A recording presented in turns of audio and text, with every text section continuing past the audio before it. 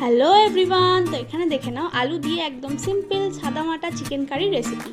তো তার জন্য প্রথমেই আমি আলুগুলোকে তেল গরম করে ভেজে নেব এবং যে যে মশলাগুলো প্রয়োজন সেগুলো তো তোমাদের দেখিয়ে দিলাম। আর এখানে আমি মিক্সিতে পেস্ট করে নেবো রসুন, পেঁয়াজ আর একটু গোটা ধনে।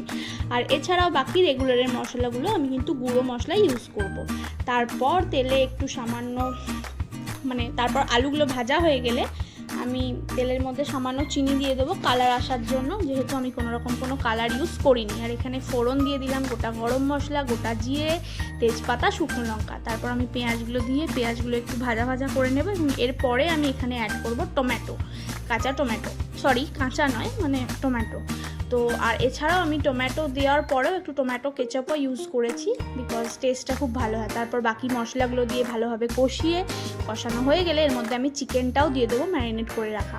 আর গ্যাসের ফ্লেমটা এই অবস্থায় কিন্তু হাইতে থাকবে এবং ভালো করে কষিয়ে মাংসটাকে সেদ্ধ করবো। এখানে আমি কোনো জল ইউজ করিনি।